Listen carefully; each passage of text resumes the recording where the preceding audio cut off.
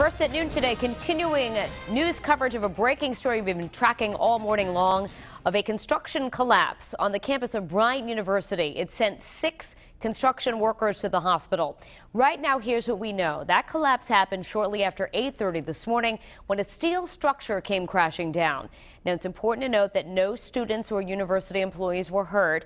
We do have in-depth team coverage of this breaking news this noontime. Eyewitness News reporter Madeline Wright is at Rhode Island Hospital where those workers are being treated. Susan Campbell is getting some new details about what this building was destined to be used for. But first, we want to check in with Bryant, who was our first reporter on the scene this morning. He's here now to break down the basics of what happened. Brian? Well, Danielle, good afternoon to you. It was just a short time ago, in fact, we saw a large group of construction workers, orange vests, hard hats, walking around this site you see behind me, surveying this massive pile of twisted metal this afternoon. I want you to see for yourself what they were looking at. This is a steel structure under construction that came crashing down just after 8 o'clock this morning. Some of the crews working here were here this morning, some of them on top of the 30-foot structure when it tipped over. Now, the metal beams came down on top of some of those workers, also down on top of several lifts that you often see on construction sites.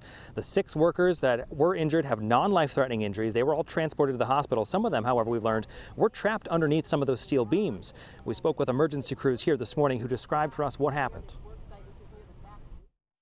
Structural collapse here at Bryant University at a facility under construction that's called the Indoor Practice Facility.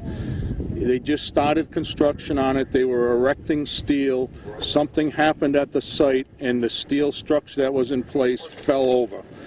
We're not sure why that happened. It's under investigation at this time. They fell about 30 feet if they're up top. There were a couple of them that reported that they were on the top, and the structure itself was 100 by 100, maybe 50 by 100.